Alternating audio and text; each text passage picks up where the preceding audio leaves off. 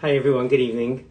I'm Yaakov Horowitz and welcome to our live. The live is titled Words of Encouragement and Practical Advice to single parents, to step-parents, and parents who are blending families. Tonight is my mother's 7th yahrtzeit, my mother Leshalom. She raised us as a single parent for 2.5 years. After our father died, and she remarried, Baruch Hashem, to just a wonderful person, and they lived together for 46 years. My parents blended their families, so I said single parents, step parents, and blending families. I got all three. So I'd like to draw on some of my experiences, and like I said in that short promo video I made, I'm not here to sugarcoat anything. We know what the challenges are, but I want to talk to you about the opportunities and just share some thoughts that I learned from my mother, Allah Shalom. Her name is Beile Nutovice. It should be a schos for her neshama. So I want to talk about what it's like, raising children as a single parent, step parenting, blending your families. So I want to begin by just saying something. Obviously I'm biased, but I always felt that children who grow up in a single parent home, or children who are orphaned or parents divorce, I really don't think that they're inherently in a greater risk category in and of itself. And I mention this because I hope you haven't heard it, but sometimes some people have, come from a quote-unquote broken home or other things like that, and I really don't believe it. I think that children who grow up in unhappy homes are at greater risk, and that could be a two-parent household or a one-parent household. It is certainly understandable that, if you're a single parent and you're dealing with all the challenges that come along with single parenting, it is possible that your home will be less happy as a result. But that doesn't mean that it's automatic. That's what I really want to start with. I passionately believe it. In fact, I'm going to start by quoting an article called Eminent Orphans. It's a takeoff on one of the things that Malcolm Gladwell wrote, and I found it to be absolutely fascinating. The Gladwell he wrote a book called David and Goliath, about how he was referring, of course, to the biblical battle between David and Goliath and David and Goliath, but he was really referring to people in life, people who are Davids, who are you wouldn't think had much of a chance against the Goliath, sometimes wind up getting way ahead of them. And one of the things that he points out is he uses the name Eminent Orphans. I'm going to post in my stories on Instagram. I'll post up some of the clips from the piece, but you can look it up yourself. The concept of Eminent Orphans was the fact that of 46 U.S. presidents right now, of the 46 U.S. presidents, 12 of them lost the parent before the age of, before they were adults. Lost 12 of them. It's an incredible percentage. And there was a historian that discovered that 67% of British prime ministers from the start of the 19th century till the start of World War II lost a parent before the age of 16. And another psychologist, Marvin Eisenstadt, he was trying to figure out how can you quantify who's a prominent person.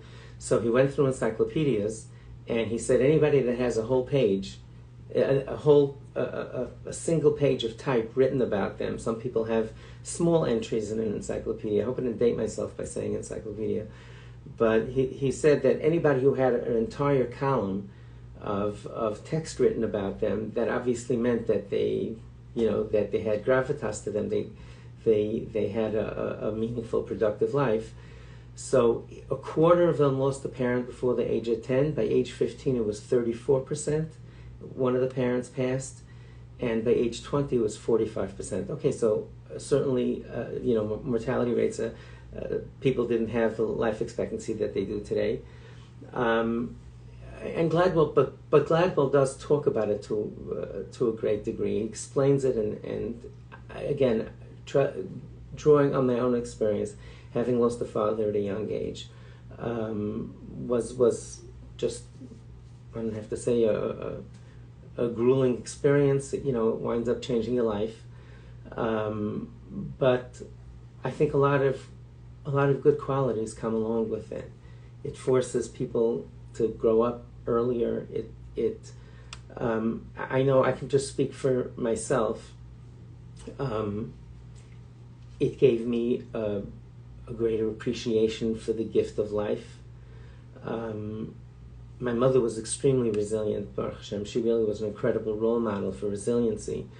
But I think that part of me is more resilient as a result of having climbed that mountain at a young age when other kids had more carefree lives. So I do believe that there's a lot of wisdom there, and the concept of the possibility of this really serious experience adding a dimension, a maturity, appreciation for I said appreciation for life. I'm telling you, I personally spent an enormous amount of time with my children. Was it a direct result? I was 3 years old, my father died. I looked around and said, what a gift, and I didn't take any of that for granted. It was back in the day. We're married, Baruch Hashem, 42 years, so fathers were far less involved in children's lives at the time. I used to go Fridays and Sundays. I used to take the kids to the playground. I'm not kidding. There were 20 women and myself. So I always did have that appreciation, and I think a lot of it came from that, from walking a mile in those shoes. Does give you a different perspective. I also want to talk about relationships with your children. I got quite a few questions today. Many of them were based around how to answer children's questions. It's not fair that whatever they're explaining, that my parents divorced or that a parent passed away. So I want to talk about that for a bit, and about the whole faith question, the whole issue of sometimes the kids getting angry at God and like not wanting to daven or things of that nature. So let me go through them one at a time. So the first thing is, in terms of faith, I strongly encourage you, if the children do complain, even if you have perfect faith and you absolutely believe that everything is for the good, I humbly would advise you not to tell that to the children, because you should tell them part of that, of course. You can mention from time to time that we believe that everything is for the good. There's nothing wrong with that. That's a tenet of our faith. But I recommend that you don't do it in a way that diminishes their pain and diminishes what they're going through. That's the fine line. I think messages of faith are extremely important. It's important for us. They're important for our children. Nonetheless, not to tell the children, you have to believe everything is good and it's all perfect. It's not. So if you're not familiar with the term, I encourage you to look up empathetic listening. It's like an active sort of listening where you're really paying attention to the person and just listening. I was mentored by some fantastic people who gave me a great deal of time. Dr. David Pelkowitz was one of them. When I first started dealing, almost 30 years ago, with teens at risk and other things that I had no familiarity with. So Dr. Pelkowitz told me once, it was such an insightful and wise comment. He said, Yankee, people come and talk to you about difficulties that they're having. He said, we often think that the people are coming for us to solve their problems for them, when in fact they just want to be heard. Very often they just want someone to hear and listen and try to understand as best we can. Of course we can't understand, and I don't think, it's usually not helpful to tell someone I understand what you're feeling, because everybody processes pain differently and deals with trauma in different ways. So be there to listen, to be empathetic, to be able to support the children. My wife and I volunteered for 8 years to spend Rosh Hashanah Yom Kippur together with recovering addicts, with young men and women who came from religious homes and were in addiction recovery programs. So one of the years I got very emotional during davening, and I put my head down. I was really crying, whatever. I'm an emotional person by nature. I hope I get through all this without being emotional. So I really got emotional. I just put my head down by my seat, and I was just crying.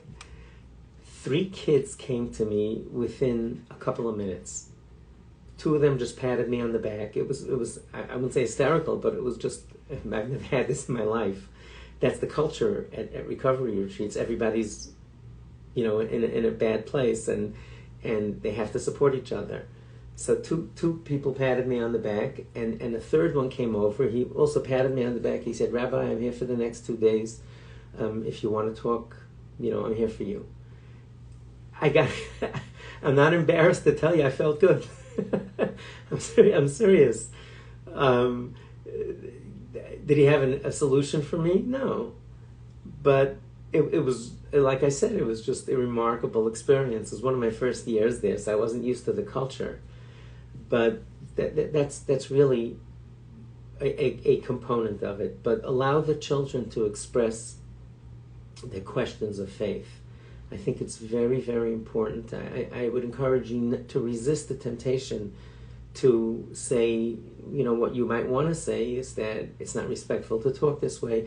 They can express it sometimes in very crass terms. I hate God, or I'm angry, why did God do this to us? It's not fair. I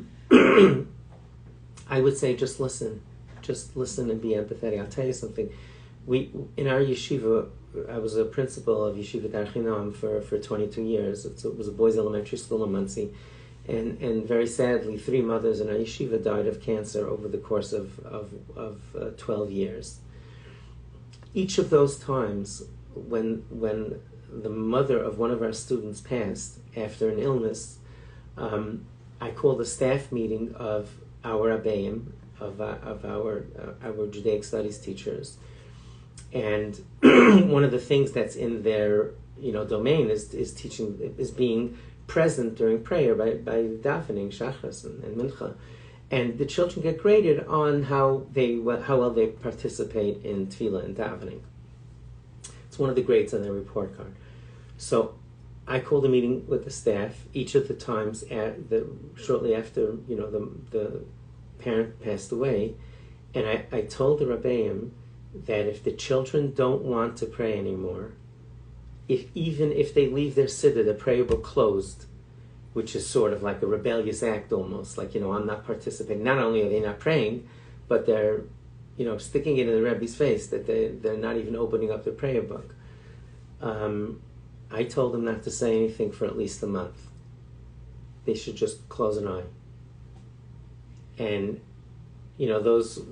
the Rebbeim who were new to the yeshiva and weren't used to the culture, I told them, I said, they prayed for their friend's mother, and it didn't turn out the way they hoped. And for many of them, perhaps it was the first time they ever really prayed.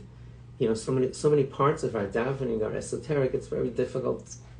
It's not really relatable, especially to children. And now they really prayed. They really prayed for the friend's mother, and it didn't work out. So let them push back. I think that's my the best advice I could give you is to let them vent, let them talk to you. Look, I've always felt that an unasked question is an unanswered one. And for all you know, your child could be walking around with a heavy faith question that's bothering him or her. They might not have the comfort level to go talk to someone in school about it. If they can't talk to you about it, not only are they having faith struggles, but they're even feeling guilty that they're having faith challenges. So to tell them that this is perfectly normal when we go through a tragedy, it's normal to feel this way, and you don't have to be apologetic for feeling that way. It is a normal response to a challenge that we have. One of the Hasidic stories that really I found extraordinarily moving. I hope you'll find it helpful and a way to process this faith question. You can tell it to your kids, by the way. I think it's an extraordinary story. So the story is told that Rabbi Levi Yitzchak of Berditchev, he was referred to in Yiddish, he was called the defense attorney of the Jewish people, because whenever anything happened and some Jews were sinning, he always found a way to twist it around and defend the Jews, so to speak, before God. So the story is told that one morning during davening, during Shachris, during morning prayers, a fellow walked into the synagogue, into shul. He opened up the Aron Kodesh, the Ark. That's where the Sifrei Torah, the Torah scrolls, are housed. That's considered like the holiest place of a shul, of a synagogue. And he started yelling at God in the first person, like you would talk to somebody else, like in the first person, like he was talking to God. How could you do this to me? He's yelling and screaming, and what happened was, sadly, his cow had died that night, and it was the only thing he had. That was his only significant earthly possession. He got milk from it, helped him in the fields. That's all he had. So he was yelling at God, really in a serious way. How could you do this to me? You're picking on a poor person like me. There's rich people who have hundreds of cows. You couldn't take theirs. You start up with a guy like me. What's the matter? And the people in the shul, the congregants, wanted to remove this person from the synagogue because he was blasphemous. It was apikursis. He was speaking to God in a disrespectful way. And the story is told that the Rebbe of Berditchev, Rabbi Levi Yitzchak, went over to the people and he said, I envy his faith. I envy this man's faith. He talks to God like he talks to a friend of his, like he talks to another person. He has such faith in God that he even yells at him. That's what he meant. So, very often I think to myself that the people who aren't expressing it, we should be equally concerned, or perhaps more concerned about the fact that the children are, if your child chooses to disclose and have this conversation with you, it's a wonderful sign that he feels that you're somebody that I can talk to about anything. And especially as a single parent, I would really encourage you to do your very, very best to have that type of relationship where the kids can talk to you about anything, and understand. Again, I'm not saying this because that I'm saying something that I don't feel, because I want to offer you words of encouragement that I really feel this way. You have the opportunity to have an extraordinary relationship with your children. If you're raising children as a single parent, if you've lost a spouse, if you're trying to figure it all out and blend your families together, even if the kids are thrashing at the time, and I can speak from my own experience. Looking back on my life now, I really was thrashing around, honestly, until I was 16 years old. By thrashing around meant I was misbehaving in school, I was acting out, I was ornery, and I wanted my father back. And some of my natures, I'm I'm a very restless adult. I was restless in school. I think out of the box. I speak my mind. Those don't always work well when you're in elementary school. But part of it was really just thrashing around. So if your children are in a spot where they're having a difficult time, don't feel that you caused it or that you're contributing to it. Of course, if you have parenting issues like anyone else, read up on it. Go for counseling to a good therapist who can help you with the children. Single parenting typically is 24/7, and it's that much more stressful. So it's normal to be stressed out. But I think the opportunity for a relationship is just. I gave an example. One of the videos I made leading up to this was one of the short clips. I mentioned about teachers. An A student could like or love a teacher, and they probably like or love most of the teachers because they're good at school, and hopefully the teachers appreciate them. But I found, I taught most of the years I taught in 8th grade before I started my yeshiva. I volunteered to teach the kids who weren't yet successful in Gemara and yeshiva and learning. And I found that the relationship that those kids have with a teacher who loves them and reaches out to them, it's so much more than just a great teacher. It's a lifeline. It's a lifeline. And I think that those relationships are much, much deeper. In other words, if a child is struggling in school for a number of years and a teacher comes over and really develops that type of relationship, believes in them, advocates for them, it's so much more. And I really think that you have the opportunity to just build an extraordinary relationship with your children.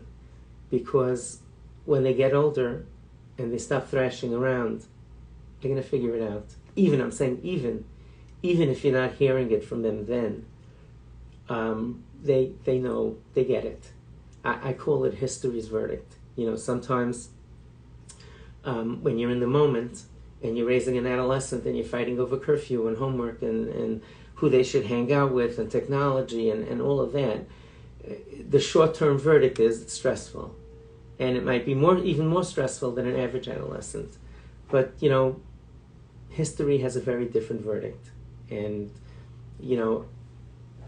I know, I said I'm trying not to get emotional, from my end, I look back at both my parents, my mother, and we didn't use the word stepfather in my house. So there were 3 sets of kids, and my parents really did a remarkable job of blending us together as one family. But I really give them a 10 plus. And if you would have asked me to grade them when I was 15, it wouldn't have been a 10 plus. If they're no fault of theirs, whatever. I was thrashing around still. So I really do encourage you to think of it in those terms. They need you so much more than a child for whom life is less complicated.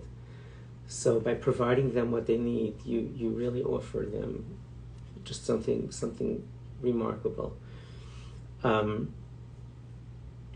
One last thing, and I'd like to get to some questions, and then actually 2 last things. I'd like to read you an article that my mother wrote in Mishpacha magazine.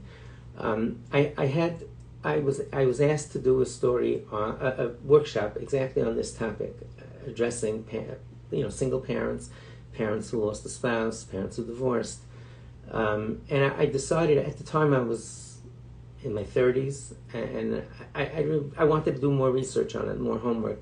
So I interviewed 5 widows or divorcees that raised really great kids.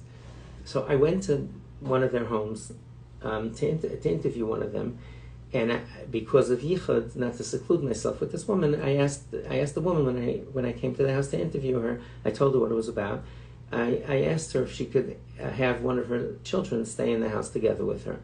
So she had a 30-something-year-old son sitting in the next room when I came in, and we sat down to talk. The young man was curious. He wanted to hear his mother had never talked, I guess, about a lot of these things, which is also understandable. So he asked his mother, he says, "Ma, can I sit at the table? Is it okay?" So he stayed. She said, "Sure, of course." And he actually thanked me profusely on the way out, because he said, "I learned so much about my mother that I just didn't put together." Anyway, I asked each of the five that I interviewed, the five people that I interviewed, the parents, what was the best advice that you got? What was the best advice that you got? And this woman, she happened to have lived in Monsey.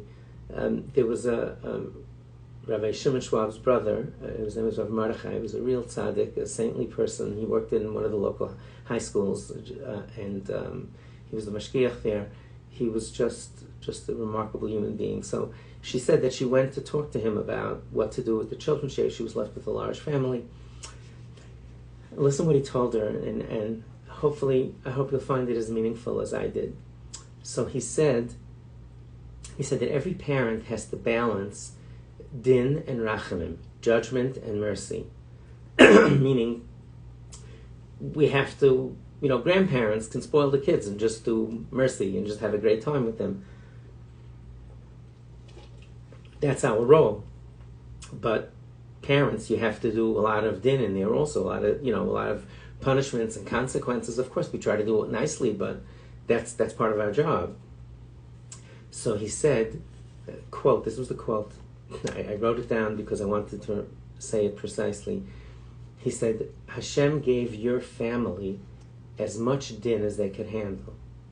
That's what he said. He said, Hashem gave your family a great deal of judgment. He said, I would encourage you to do almost completely rachamim.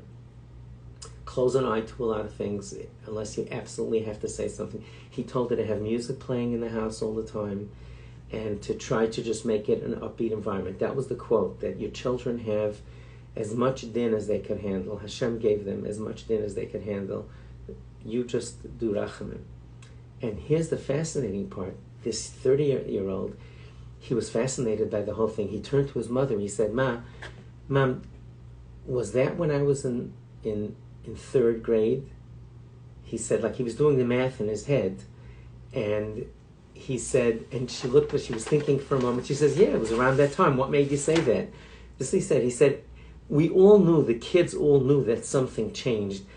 He was too polite to tell his mother that, we thought you were taking happy pills. He didn't say that, but that's what he meant. Like he said, the whole atmosphere of the house changed, and none of us understood exactly, what caused it or what that was all about. But obviously he said it, in a positive way. So the kids do notice, and I would encourage you to think about that, to try to do your best to make your house have as positive a culture as possible.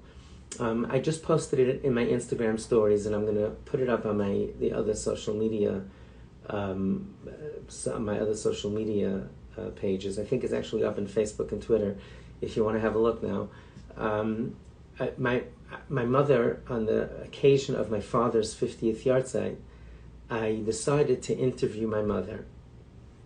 And I called her up and I said, Ma, I want to come over and interview you. My father's 50th yahrtzeit was a month or two away from there. And it's funny because the three of us, the three of his natural children, his biological children, my father's biological children, we decided that yahrtzeits, the yahrzeit meals, we did it every 10th year. So 10th yahrzeit we were kids, but by the 20th yahrzeit already, one of my sister was married, so we rotated our homes every 20th, 30th, 40th. The 50th, we decided that it's not going to be a downer. We're going to celebrate his life, and we're going to celebrate our lives, that we got to the other side. And we told everyone in the family, no sad talk. This is just going to be a celebration of his life. So I went to interview my mother, and I said, Ma, what would you tell someone who just lost their husband now, who just divorced now, who's single parenting, who just got remarried? That's what I asked her. I said, Ma, in other way, she says, what do you mean? I said, Ma, what did 50 years teach you? That's what I'd like to know. What did 50 years of living life, losing your husband, rebuilding your family, blending your family, what advice would you give? And she was she was amazing. She was just resilient and always upbeat and hysterical. So she said, Yankee, you heard everything I wanted. Anyway, I went down with the computer, I sat down with my laptop, and I just typed. And I'm so glad I did it. It ran in Mishpacha magazine. It had, said by Mrs. Beile Nutovice. Parenthetically, she was just such a riot. She never told anyone that I wrote it. Like it said, I wrote it. I said, written by Beile. I said, by Beile Nutovice, prepared for publication by her son Yaakov Horowitz. So, we just had a great time with that. Anyway, she wrote a few things there that, that I'd like to share. One of the things she wrote about how much she appreciated the help from others, and she wrote about protecting her family's privacy, which I found very interesting. I heard that from her growing up over the years, that she said that until I lost my husband, I was just a housewife. I was nobody's business, and then once your father died, then all of a sudden everybody had an opinion. She was wearing too much makeup, too little. This is the thing she said, actually. She's wearing too much makeup or too little makeup. Your husband just died. Why are you wearing so much makeup? Your husband just died. You look what you look like. You're too strict with the kids or too lenient. And she wrote in the piece that people gave advice to her that not all of it was appreciated, and she was being kind there. And she said at the end that she told that to her father. She told her father that, my grandfather, that people had said this, that people were just getting, that people were offering her unsolicited advice. And she said he gave her the best advice possible. Just ignore them. Just live your life and do what you think is right, and that's all. And she said this several times, which is why I wrote this as the title of the article, one foot in front of the other. She said, actually quite a few times during the piece, she said, Yankee, it was when you guys were little, there were 3 of us under the age of 5. She said, it was just when I thought about how in the world am I going to get you through school and and high school and marriage, and she said, I just couldn't even process it. So she said, all I said is one foot in front of the other. To put just one foot in front of the other, take a day at a time, and try. That was her advice, to try not to get overwhelmed by the enormity of what's going on. And she also said, and this was also, again, these were things that my siblings and I heard, but in the context of preparing it for this piece, she also very much wanted that to stay in, this piece to be in. And she said that she felt, she said that looking back on her life now, she said that there were so many decisions that she had to make. She felt, looking back on it, she felt like she was getting nudged in the right direction. Those were her words. I felt that somebody was guiding me. I don't know if she referred to, for God or my father's spirit. I'm not sure what she meant exactly, but she just said it a few times. She felt that someone was guiding her. She also encouraged people to go for help. It wasn't around. We didn't have grief counseling when we were kids. I'm sure it would have been helpful for us. Which is why I always encourage people, we understand so much more about this nowadays. Why shouldn't we take advantage of it? A lot of people say, I'm okay, I don't need to go, it's fine. There's a much better understanding of these things than there ever was. in terms of divorce, to help the children, cope and process in terms of if you do choose to blend your families, if you choose to remarry.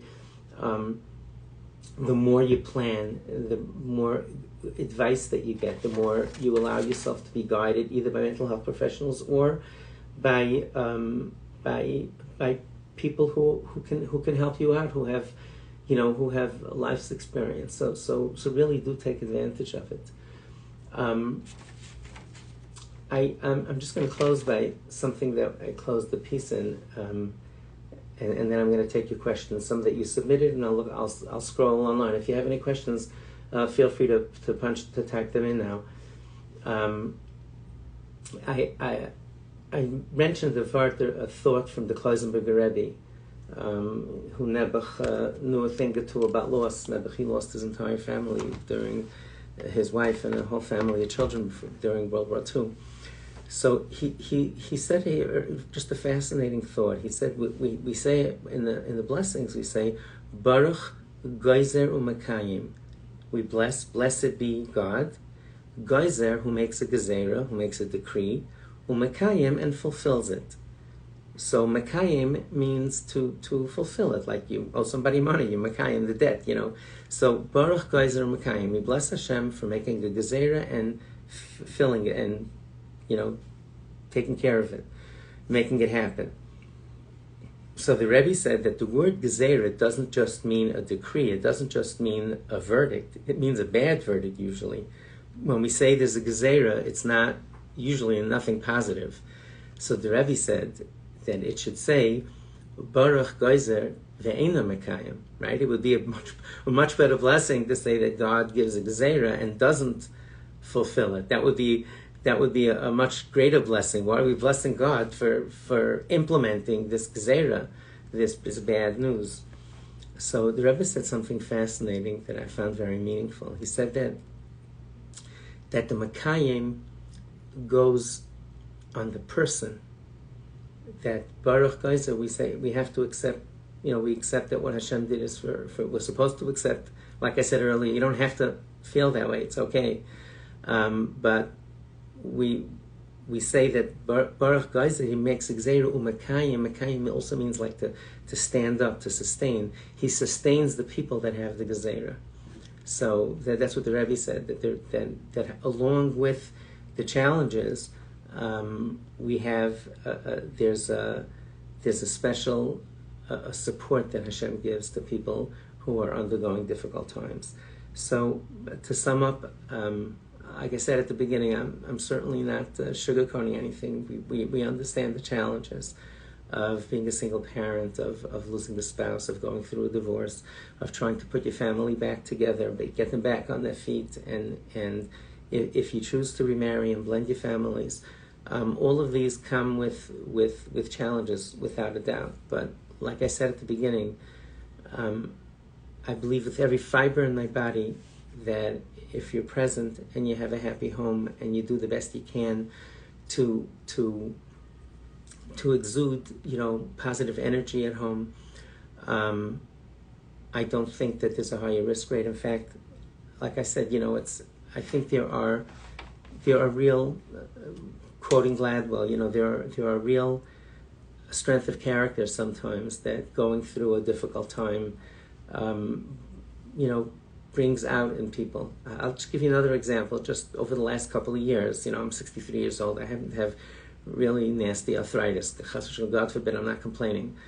But we moved to Florida partially as a result of that, also to be with my mother-in-law. But it's pretty intense at times. And I honestly, I really think that I have a very good attitude to it. I work out, I do everything I can, but I say life is a gift, and I say my father didn't have any problems. He didn't have arthritis. God forbid. He died young. So I say if you live, you got stuff to deal with. That's how I look at it. I think that's also part of that package, part of the resiliency that comes along with it. Again, I had a very resilient mother. She was off the charts in that aspect. But there's a sense of we'll get through this, whatever.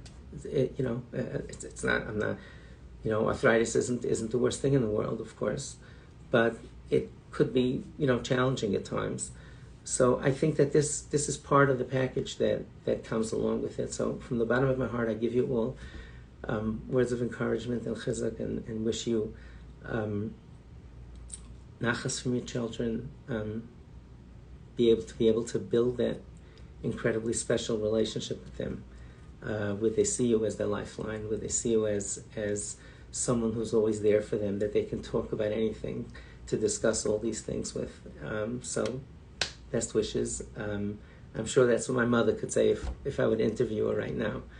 Okay, I'm going to look through your questions. The few questions that I got were primarily about faith questions and dealing with children who say, those were the questions that I got most of. I'm scrolling through quickly to see if there are any questions. Please feel free to type any questions that you have now. I don't see any.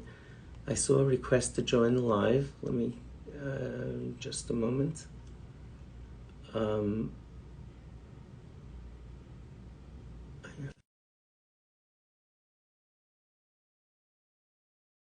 just accepted a request. It doesn't seem to be going through. Okay, I wish you a mazel and bracha. If you have any questions, you can feel free to post them. You could message me like in the next day or two. I'll really try to block some time. Certainly tomorrow, yahrtzeit day. If you have any questions about some of the things we discussed here, I'll really make it my business to block some time. It's not always that easy to get me, but I'm going to do my very best to block some time to respond to your questions. Again, I hope you found this helpful.